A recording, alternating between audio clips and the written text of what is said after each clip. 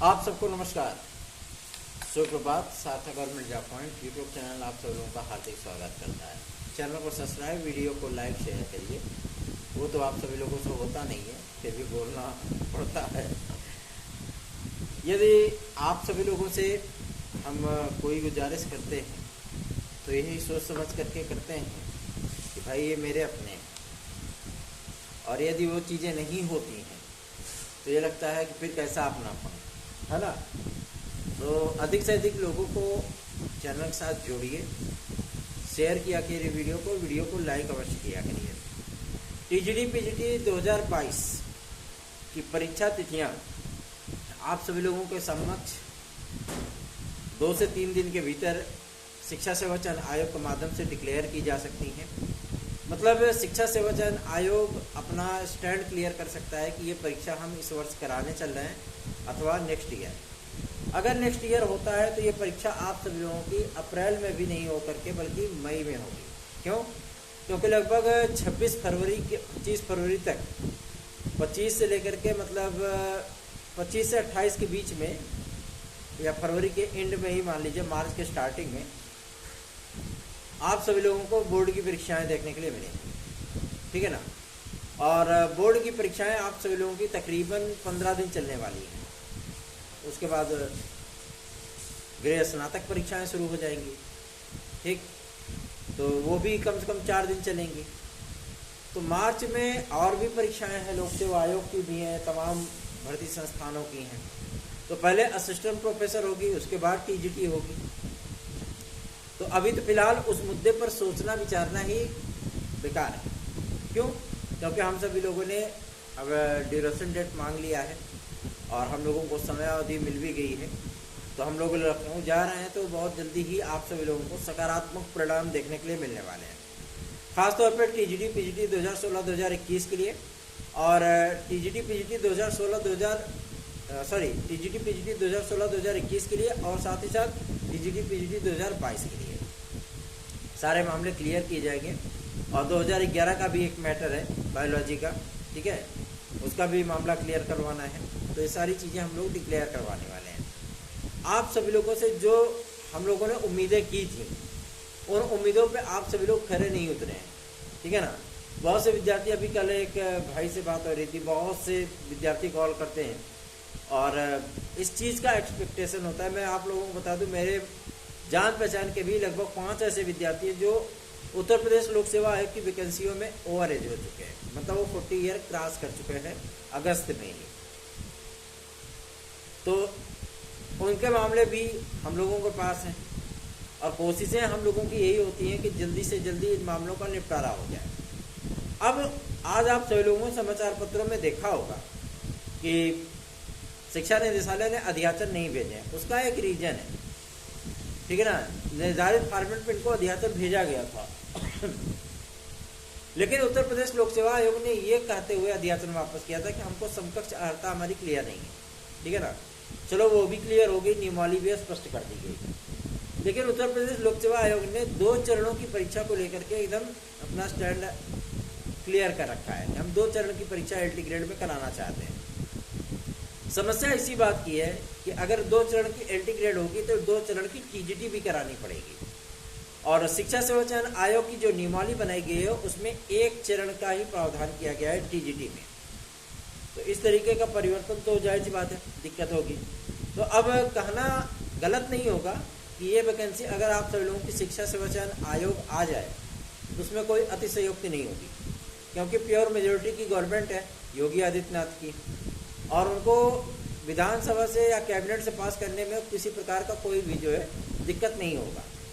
अगर संशोधन किया जाता है इसके मूल ड्राफ्ट में, जिसकी की संभावनाएं अब बढ़ चली हैं, अधिकारियों का भी कहना शुरू हो चुका है कि शिक्षा सेवा चयन आयोग को ही राजकीय इंटर कॉलेजों में शिक्षकों की भर्ती का जिम्मा सौंपा जा सकता है। इसके संबंध में प्रपोजल भी गवर्नमेंट को भेजा जा चुका है। और यदि कैबिनेट की मीटिंग होती है, क्योंकि अभी आपने देखा होगा कि नवंबर तक तो फिलहाल भैया चुनावी आचार संहिता है, ठीक है ना। और सबसे बड़ी चीज़ यह है कि चुनावी आचार संहिता में इस तरीके की इफेक्टिव फैसले गवर्नमेंट नहीं कर सकती है कि वो वोटरों को प्रभावित करे। हालांकि इसमें आप लोगों ने देखा होगा कि ज़्यादातर ज़िले इस चुनाव से अछूते हैं, ठीक है ना। एक प्रयागराज का ज़िला है जहाँ पे एक विधानसभा सीट का उपचुनाव है और बाकी 9 सीटों पर और चुनाव है। उसमें किसी भी प्रकार का कोई ऐसा नीतिगत निर्णय नहीं किया जा सकता है गवर्नमेंट के माध्यम से जिसमें विद्यार्थियों को वो प्रभावित कर सके या विपक्षी ये कह सके कि इन्होंने चुनाव को देखते हुए ऐसा फैसले लिए हैं। हालांकि प्रस्ताव इनके समक्ष बहुत पहले से हैं, जिसकी वजह से विद्यार्थियों को ज़्यादा इसमें परेशान होने की आवश्यकता नहीं पड़ेगी। यदि प्रस्ताव नहीं भेजे गए होते तो दिक्कत थी कि भैया आप लोगों का मामला नवंबर तक लटक जाता, ठीक है ना। लेकिन प्रस्ताव चूँकि भर्ती संस्थानों के माध्यम से, अधिकारियों के माध्यम से भेजा जा चुका है, तो कैबिनेट की अगर मीटिंग नहीं होती है तो कैबिनेट वाइज सर्कुलेशन के माध्यम से ये दिशा निर्देश जारी कर दिए जाएंगे, ठीक है ना, और विद्यार्थियों को थोड़ा सा राहत मिल जाए। इसी बीच में आपके उप सचिवों की नियुक्तियां भी शिक्षा सेवाचयन आयोग में होने चल रही हैं और आप लोगों को दीपावली बाद उन लोगों के भी दर्शन हो जाएंगे। यक्ष लोग हैं भैया, है ना, तो उनके दर्शन होना दुर्लभ है, ठीक। जैसे शिक्षा सेवाचयन आयोग के अधिकारी लोग हैं, अध्यक्ष तो सर्वसुलभ हो जाती है, लेकिन अध्यक्ष नाम मात्र की हैं, ठीक है ना। शासन से उनको हर चीज़ का रिकमेंडेशन चाहिए होता है, हर चीज़ वो शासन से पूछ करके ही करती हैं। हम सभी लोगों ने यही चीज़ें उनसे पूछी कि यदि शासन से ही सारी डिक्लेरेशन लेनी थी, सब कुछ करना था, तो शिक्षा सेवाचयन आयोग बनाने का तात्पर्य ही क्या था? नहीं बनाना था गवर्नमेंट को शिक्षा सेवाचयन आयोग। और अगर दिक्कतें हो रही थी क्योंकि भाई विधानसभा विधान परिषद से इसका मूल ड्राफ्ट पारित कराया गया, कैबिनेट ने मंजूरी दी, दुनियादारी हुई, ड्राफ्ट बनाया गया, सारी चीज़ें क्लियर की गई, है ना। उसके बाद राज्यपाल स्वीकृति दे रहा है कि सारी चीज़ें ऐसी ऐसी की जाए, तो भाई कानूनी मान्यता आपको मिल गई ना। अगर कानूनी मान्यता आपको मिली है तो शासन कुछ अधिकार भी आपको दिया होगा।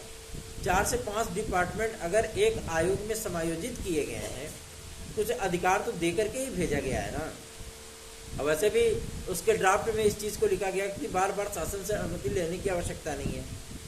तो अगर ऐसी चीज़ें सामने आती हैं कि बार बार शासन को ही आपको पत्र लिखना है, ये कार्य तो अपना बढ़िया से माध्यमिक शिक्षा सेवाचयन बोर्ड भी कर ले रहा था, है ना। और वहाँ पे अध्यक्ष में इतनी तो क्षमता थी कि वो डायरेक्ट सीएम से फ़ोन करके बात कर लेते थे, ये दिक्कतें आ रही, विद्यार्थी ऐसे हो हल्ला कर रहे हैं, बताइए क्या करना है। लेकिन यहाँ पे कंडीशन तो और भी जो है बदली हुई नज़र आती है ना।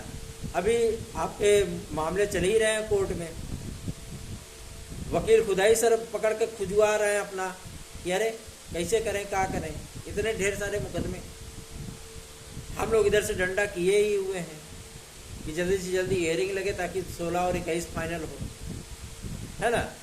तो आखिर कहते नहीं कि आगे कुआं पीछे खाई, अभी बीच में ज्वालामुखी फटने वाला है ना। तो ऐसी ही कंडीशन में इस समय शिक्षा सेवाचयन आयोग काम कर रहा है। दूसरा ये कि एलटी ग्रेड और जीआईसी प्रवक्ता पर लोक सेवा आयोग का अपना अड़ियल रुख, मैं इसको अड़ियल रुख ही बोलूँगा, कि बार बार शासन ने रिकमेंड किया कि आप एक चरण की परीक्षा कराइए, लेकिन लोक सेवा आयोग ने बार बार उस चीज़ को, उस रिकमेंडेशन को खारिज किया कि नहीं, हमको 2 चरण की परीक्षा करानी है। तो इसी चीज़ के लिए थोड़ा सा मामला अटका, लेकिन कोई दिक्कत नहीं है, इस मामले को हम लोग जो है क्लियर करवा लेंगे धनतेरस के पहले। अध्याचन यदि नहीं भेजेंगे, क्योंकि अध्याचन भेजा गया था, ये हम लोगों को भी जानकारी है, आपके शिक्षा निदेशालय के माध्यम से उन्होंने ऑनलाइन फॉर्मेट पे अध्याचन मांगा था, ऑनलाइन फॉर्मेट पे ही अध्याचन 2 महीने पहले भेजे जा चुके हैं। तो ये कह देना कि अध्याचन नहीं भेजे गए हैं सिर्फ इसी चीज़ के लिए क्योंकि वे 2 चरण की परीक्षा कराना चाहते हैं। अगर अब ये इस कंडीशन में उत्तर प्रदेश लोक सेवा आयोग अध्याचन वापस शिक्षा निदेशालय को प्रेषित करता है, तो ये लाजमी है कि ये भर्ती उठा करके आपकी शिक्षा सेवाचयन आयोग को सौंप दी जाएगी, ठीक है ना। और शिक्षा सेवाचयन आयोग जो एक कहते नहीं कि एक फुल स्ट्रेंथ में अगर काम करना स्टार्ट करेगा तो वो आपको 2025 से ही काम करता हुआ नजर आएगा। अब आप ये सोच में पड़ गए होंगे कि कहीं ऐसा ना हो कि टीजीटी पीजीटी की परीक्षाएं भी 2025 में चली जाएं। तो मैं आप लोगों को एकदम डिक्लेयर कर देना चाहता हूँ, पहली प्रायोरिटी में इनकी टीजीटी पीजीटी और असिस्टेंट प्रोफेसर ही है, लेकिन नया विज्ञापन भी इनकी प्रायोरिटी में है, क्योंकि भैया खुद कमाओ खुद खाओ वाली स्थिति है ना। तो पहले भैया आप अर्निंग करिए, विज्ञापन वगैरह 2-4 निकालिए, विद्यार्थी आवेदन करेंगे, पैसा आएगा, फिर उसके बाद धीरे धीरे उस चीज़ को मैनेज करिए, देखिए क्या करना है, कैसे करना है।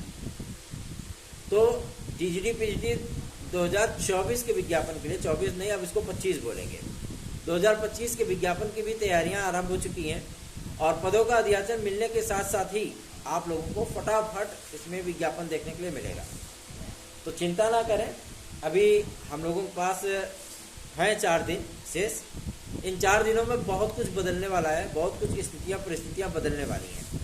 यदि आप टीजीटी पीजीटी 2016-2021 के विद्यार्थी हैं तो आप लोगों को मैं बता दूं कि परसों की तारीख में रिटर्न सबमिशन सरकार के माध्यम से लिखित जवाब कोर्ट में फाइल होने चल रहा है और नेक्स्ट वीक हमारे लायर के माध्यम से भी ये चीज़ें वहाँ पे कैरी फॉरवर्ड कर दी जाएंगी, जमा कर दी जाएंगी। उसके बाद हम लोग बहुत जल्दी हियरिंग लगवा करके विद्यार्थियों का कल्याण करवा ही देंगे, ठीक है ना। तो चिंता ना करें, आप सभी लोगों का सहयोग हम सभी लोगों की ताकत होती है। यदि आप जुड़ना चाहते हैं हमारे साथ में तो आप 9721411385 इस व्हाट्सएप नंबर पर हमसे संपर्क कर सकते हैं। साथ ही साथ अगर आपको हमारे नोट्स चाहिए जो कि टेक्स्ट बुक से बने हुए मटेरियल होते हैं, आप इस नोट्स को सार्थक government job point YouTube channel के व्हाट्सएप नंबर 9721411385 इस व्हाट्सएप नंबर पर प्राप्त कर सकते हैं।